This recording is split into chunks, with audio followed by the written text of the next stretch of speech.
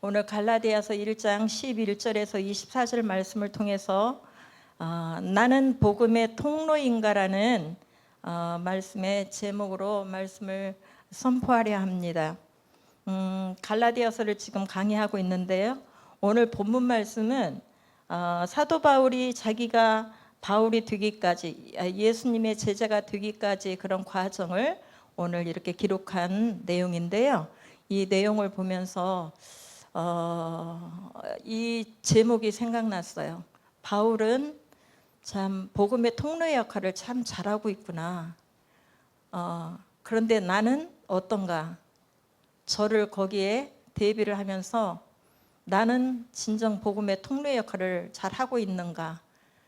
그래서 제목을 이렇게 정해봤습니다. 나는 복음의 통로인가? 제가 이제 갈라디아서를 강의하면서 처음에 1장 1절에서 5절 말씀을 통해서는 믿음으로 자존감을 회복하라는 말씀을 선포했습니다. 바울이 믿음으로 자존감을 회복하는 모습을 통해서 우리도 믿음으로 자존감을 회복하자라는 그런 제목으로 말씀을 드렸고요. 또 그 다음에 갈라디아서 1장 6절에서 10절 말씀을 통해서는 예수 그리스도가 복음이다라는 그런 제목으로 하나님의 말씀을 전했습니다. 예수 그리스도가 복음인 것을 여러분들 믿으시죠? 예수 그리스도를 통해서 우리가 하나님께로 갈 수 있다는 것을 믿으시죠? 그것을, 그 말씀의 그 핵심을 바울은 늘 전하고 다녔습니다. 그 말씀을 전하고 그 복음을 전했습니다. 오늘도 그 복음에 대해서 나오는데요. 이 사울은 제가 맨 처음에 1장 1절에서 5절에 언급한 바와 같이 길리기아 다소 출신으로 유대인이었습니다. 그리스 문화의 교육을 받았다고 제가 말씀드렸습니다. 로마 시민권을 받았으며 그때 당대에 모든 백성의 존경을 받는 가말리알의 제자였습니다. 당대 최고 엘리트였던 사울이었습니다. 바리새인 입장에서는 흠이 없는 사람이었습니다.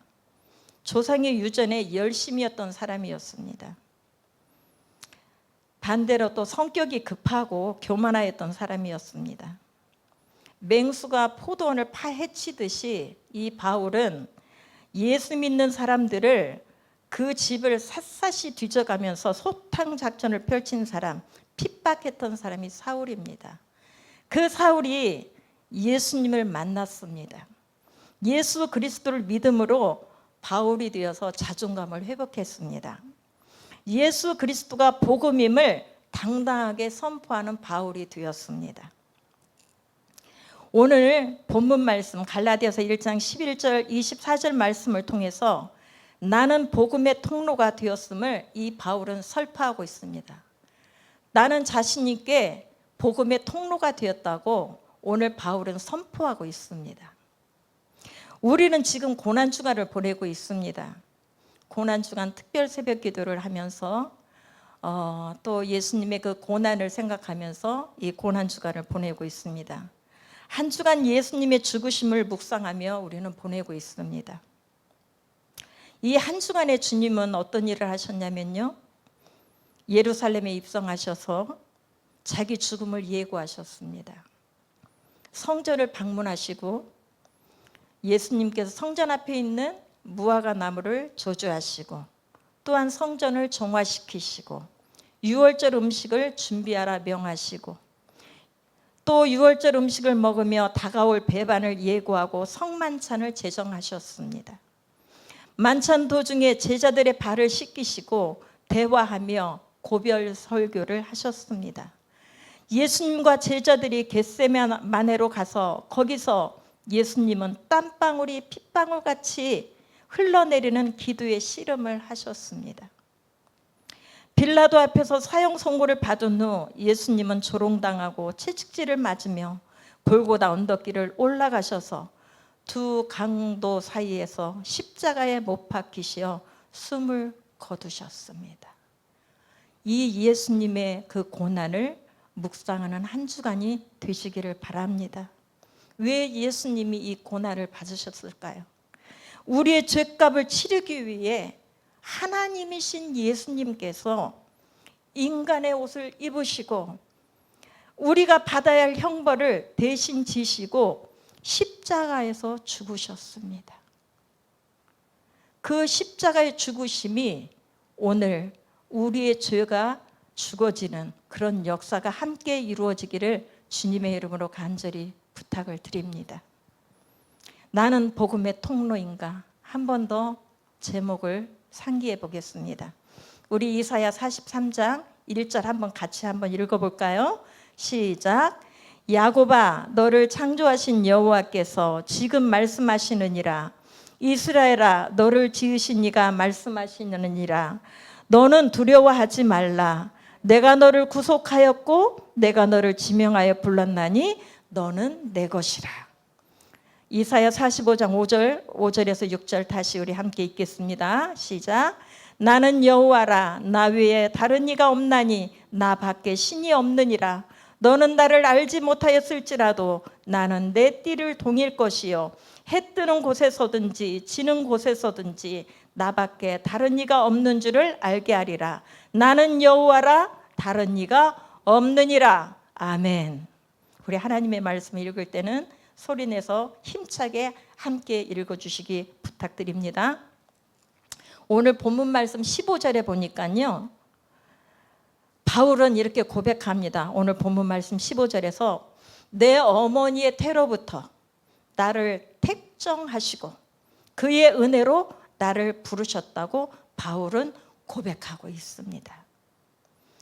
이 고백이 저와 여러분에게도 함께 하시기를 바랍니다.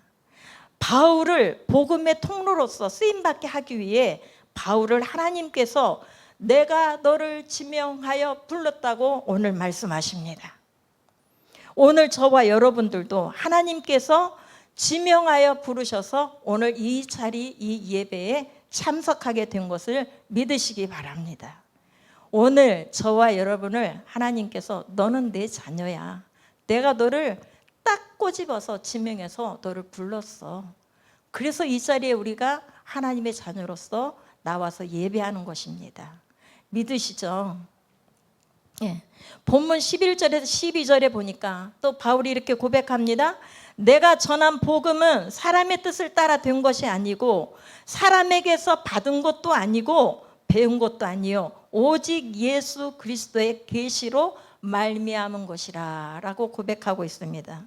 제가 1장 1절에서 5절 말씀할 때 믿음으로 자존감을 회복한 바울에 대해서 얘기할 때 바울이 받은 그 사명을 어떻게 표현했었죠? 바울이 나는 사람이 시켜서 한 게 아니다. 이 일을 또 사람들이 맡겨서 한 것도 아니다. 누가 하셨다? 하나님 아버지가 임명하셨기 때문에 내가 이 일을 한다. 그렇게 고백하는 모습을 들었습니다. 오늘 바울은요, 이 복음을 하나님의 뜻으로 난 것이 아니고 사람에게서 받은 것도 아니고 내가 이 복음을 전하는 것은 예수 그리스도의 계시로 말미암았다고 오늘 고백하고 있습니다. 여러분, 복음이란 무엇일까요? 복음이 무엇일까요? 기쁜 소식이죠. 이 기쁜 소식은 어떤 기쁜 소식일까요? 예수 그리스도의 기쁜 소식입니다. 복된 소식은 바로 예수 그리스도이십니다. 왜 예수님이실까요? 왜 우리에게 이 복음이 필요할까요? 우리 창세기 1장 26절에 30절에 보면은요, 하나님 형상대로 하나님께서 우리를 만드셨다고 그랬어요. 그분이 만드신 모든 만물을 다스리라고 그랬어요. 그리고 즐기며 살도록 우리를 창조하셨거든요. 우리는요, 하나님과 함께 동행하며 하나님과 더불어 날마다 즐기면서 살도록 그렇게 창조된 그런 사람이거든요. 그런데 이 하나님께 받은 이 복을 우리는 받아 누리지 못하고 사탄의 꾀임에 넘어가게 됩니다. 창세기 3장 5절에 보면 사탄이 등장하죠. 사탄은 피조물인 인간으로 하여금 하나님과 같이 되고자 하는 의지, 곧 자기 주장을 하려는 의지를 갖도록 항상 충동질하고 있어요. 그 창세기에 충동질했던 사탄이 지금도 우리들에게 충동질하고 있습니다. 인간은 스스로 하나님과 같이 되는 것을 추구하게 됩니다. 이 사탄의 꾀임에 넘어가서 사탄의 유혹에 넘어가고 만 것이죠. 그러나 자신이 주가 되는 것이 아니라 그 즉시부터 도리어 사탄에게 순종하는 사탄의 종이 되고 만 것입니다. 하나님의 자녀가 사탄의 종이 되고 만 것입니다. 생명의 주 하나님의 통치에서 등을 돌리고 거짓과 악과 고난으로 다스리는 사탄의 통치권으로 들어가는 것이 죄로 인한 타락을 가져왔고 죽음이 시작된 것이라는 것입니다. 죽음이 시작되었다는 것을 우리 한번 생각해 보겠습니다. 제가 이 증상을 얘기해 볼게요. 어떤 증상인지 한번 알아맞히시기 바랍니다. 목이 따갑습니다. 콧물이 납니다. 머리가 아픕니다. 이런 증상이 나타나면 어떤 병일까요? 우와, 진짜 잘 맞히십니다. 와, 저는 모르실 줄 알았어요. 감기 증상이죠. 네, 이건 감기가 걸렸다는 거예요. 감기의 병균이 우리 몸속에서 역사하고 있음을 우리가 알 수 있습니다. 마찬가지로 사탄의 유혹에 넘어간 인간에게 죽음의 병균이 우리 안에 들어왔다는 것입니다. 그 죽음의 병균이 우리 속에서 역사해서 노쇠 현상들과 질병들을 유발하여 감기의 증상과 같이 온갖 형태의 악과 고난을 낳는다는 것입니다. 그러기에 모든 악과 고난의 현상들은 죽음의 증상들입니다. 우리가 그런 악과 고난에 짓눌리고 있다는 것은 우리가 지금 죽음의 힘 아래에 있고 감기에 걸리듯 우리가 죽음에 걸려 있다라고 구원은 무엇인가의 저자 김세윤 교수는 이렇게 표현을 했습니다. 제가 이 책을 읽고요, 맞다, 우리는 죽음에 걸려 있는 사람들이다. 죽음의 균이 우리들 안에 들어온 즉시 그 이후로는 우리는 죽음에 걸려 있다. 우리가 감기에 걸리듯이, 그런 병균이 들어와서 우리가 감기에 걸리듯이 죽음의 병균이 우리 안에 들어와서 우리는 죽음에 걸려 있는 상태다. 그렇게 표현을 했습니다. 우리 옆에 꽃꽂이 너무 이쁘게 있죠. 꽃꽂이 너무 이쁘죠. 얘들 살아있습니까? 너무 이쁘죠. 살아있습니까? 살아있죠. 살아있게 보이죠. 죽었습니다. 믿어지십니까? 죽었어요, 얘네들. 그걸 어떻게 알죠? 오늘 아까 여기서 보니까요, 얘도 이렇게 시들어 있고요, 얘도 여기도 새카매요. 이게 증상이라는 거예요. 얘는 아름답게 지금 피어 있는 것 같지만 어때요? 죽어 있다라는 거예요. 죽음에 걸려 있는 거예요. 얘는 본 가지에서 다 떨어져 나왔잖아요. 떨어져 나온 그 즉시 얘는 죽은 거예요. 우리 또한 하나님께서 떨어져 나간 그 즉시, 하나님과 분리된 그 즉시 우리에게도 죽음이 왔다라는 거예요. 어때요? 죽음이라는 이 설명이 어떻게 이해가 가십니까? 우리도 이런 상태라는 거예요. 하나님께서 떨어진 즉시, 분리된 즉시 우리는 죽음에 걸린 사람이 됐다는 거예요. 살아있으나 살아있는 자가 아니고 죽었다라는 것입니다.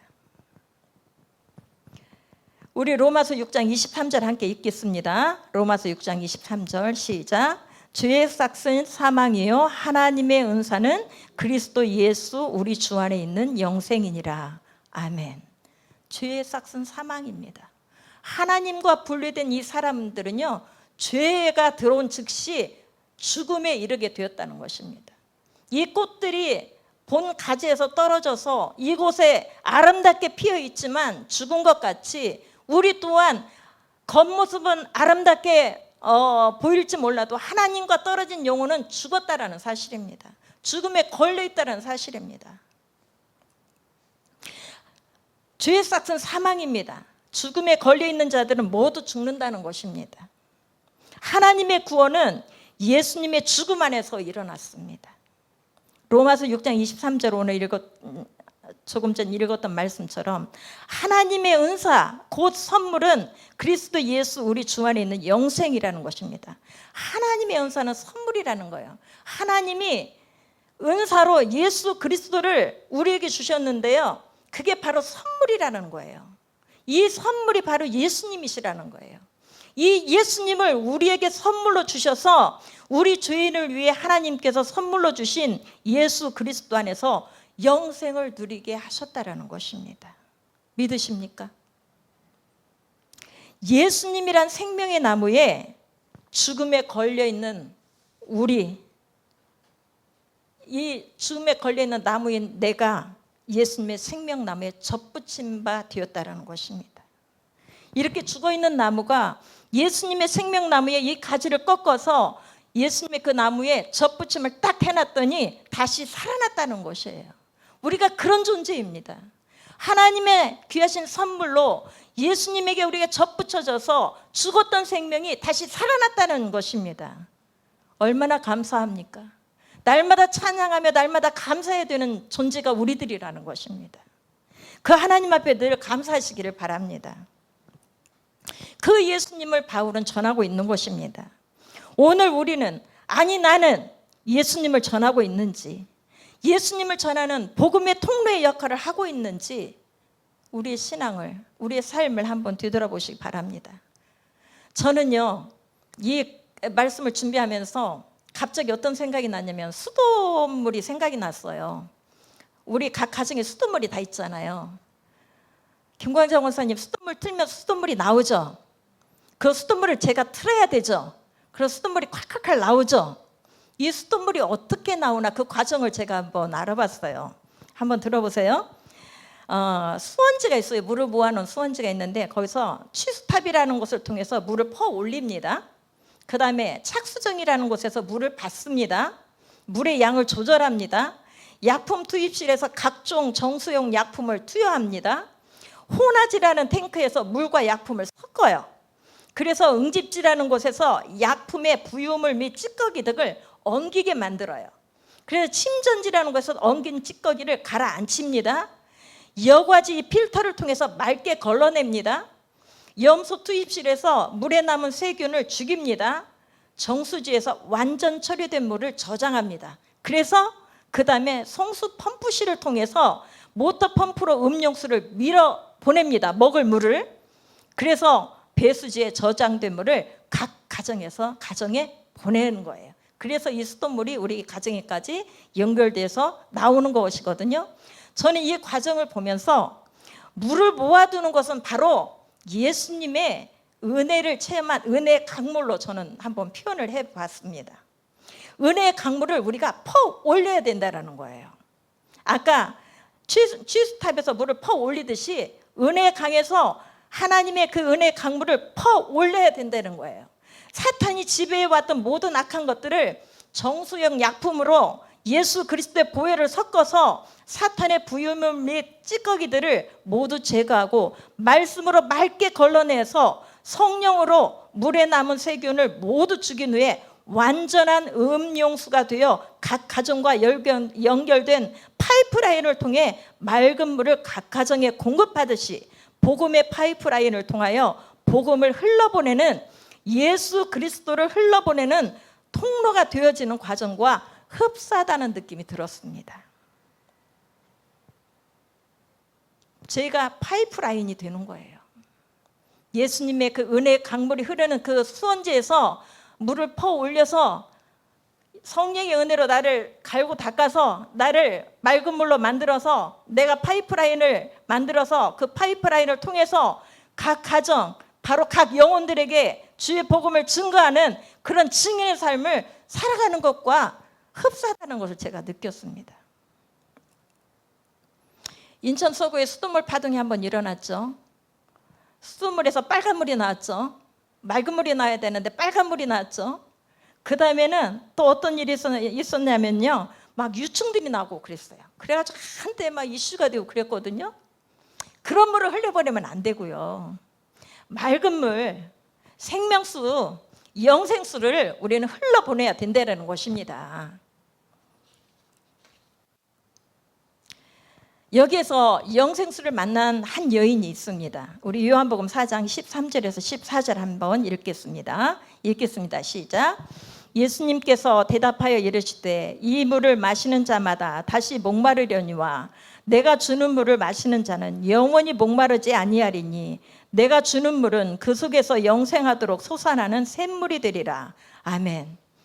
다음요, 요한복음 4장 28절에 30절입니다. 시작. 여자가 물동이를 버려두고 동네로 들어가서 사람들에게 이르되 내가 행한 모든 일을 내게 말한 사람을 와서 보라. 이는 그리스도가 아니냐 하니 그들이 동네에서 나와 예수께로 오더라. 아멘. 예수님을 만난 사마리아 여인이 있습니다. 사탄의 통치권 아래에서 사탄의 종이 되었던 사마리아 여인.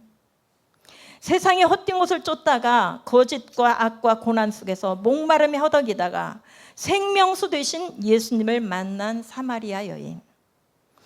죄인을 구원으로 인도하시는 예수님을 만난 후 세상의 가치 기준인 물동이를 내버리고 생명의 근원이 되시는 생명수 되신 예수님을 영접한 후에 곧장 복음의 파이프라인을 만들어서 그 두려웠던 곳, 죽지 못해 살고 있던 곳, 여인이 살고 있던 그 동네로 뛰어갑니다.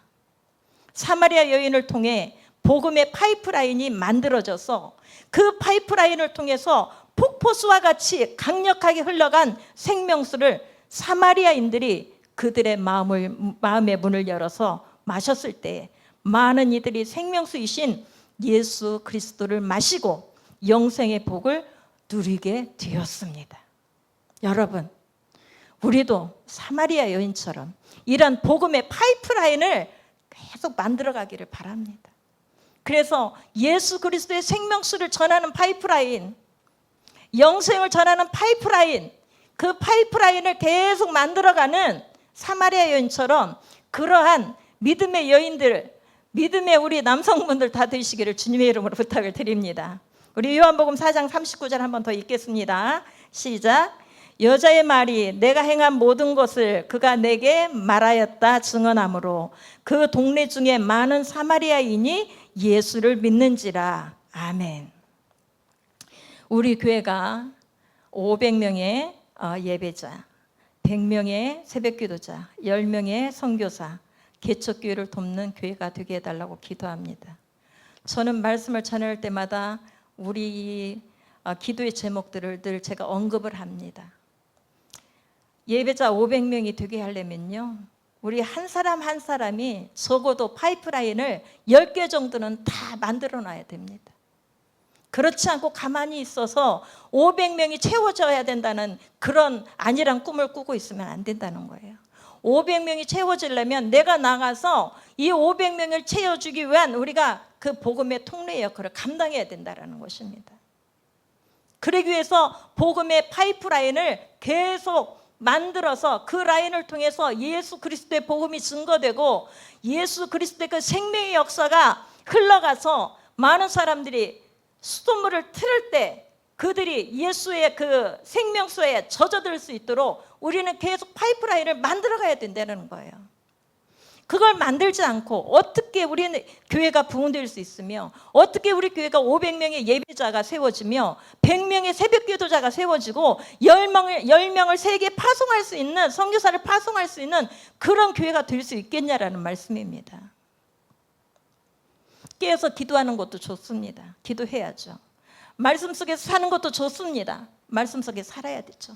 예배하는 것도 좋습니다. 예배해야 되죠. 복음을 전하는 복음의 통로의 역할을 하는 거 아주 귀합니다.